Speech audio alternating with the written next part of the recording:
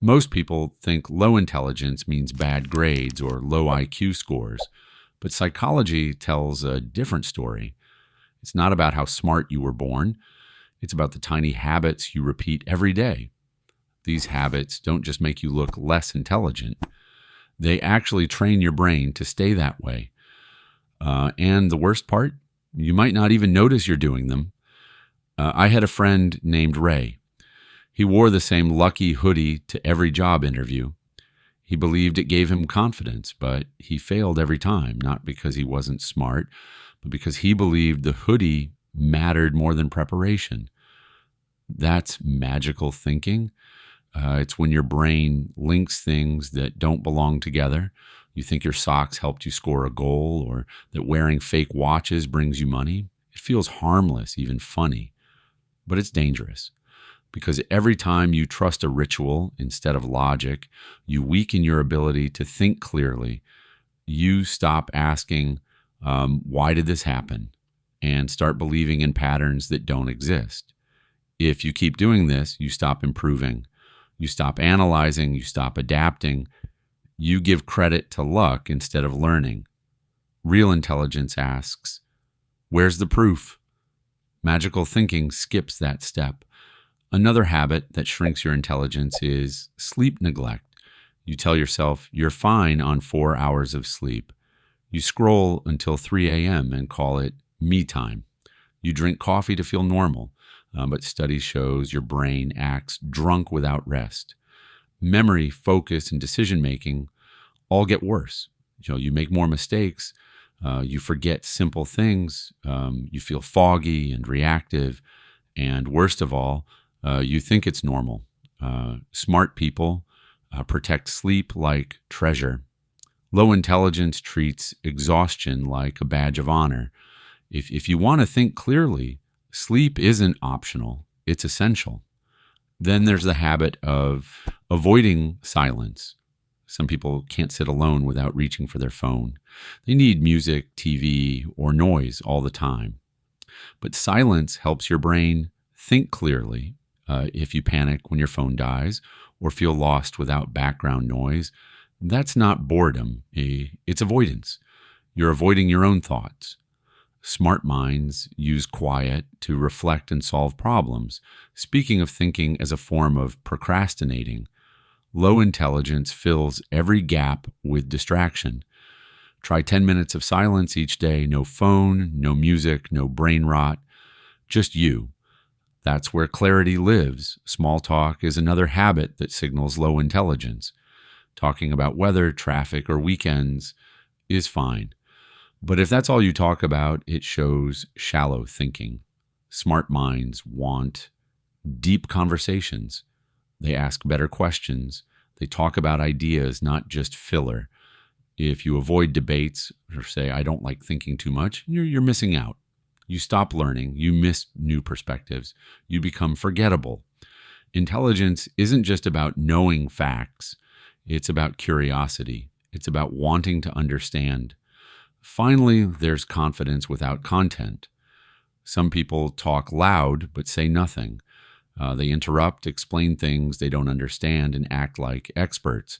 Psychologists call this the Dunning-Kruger effect. It's when people who know the least think they know the most.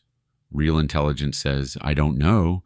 It listens. It learns. If you talk more than you listen or avoid questions, you lose credibility. People stop taking you seriously. You miss chances to grow. Say, I don't know more often. Ask questions. Let your silence speak for you. Low intelligence isn't about being born smart. It's about the habits you repeat. Break them and your brain gets stronger. Keep them and you stay stuck. But here's the part that most people miss. Low intelligence doesn't just show up in what you say or how you think. It shows up in how you respond to discomfort, because discomfort is where growth begins, and low intelligence avoids it at all costs. Take emotional discomfort. Someone gives you feedback and you instantly get defensive. You say, that's just how I am, or you don't understand me. But smart minds pause. They ask, is there truth in this? They don't run from discomfort, they study it. Low intelligence treats discomfort like danger. High intelligence treats it like data. Or look at boredom. Most people think boredom is bad. They reach for their phone, open TikTok, scroll for hours. But boredom is actually a signal. It's your brain asking for challenge, for stimulation, for growth. Smart minds use boredom to build something. Low intelligence uses boredom to escape. And then there's the habit of overconsumption, not just food or media, but information. You watch 10 videos on productivity, but never apply one. You read quotes about discipline, but never change your routine. You consume without action. That's mental hoarding. Smart minds consume with purpose. They ask, what will I do with this? Low intelligence collects ideas like trophies, but never uses them.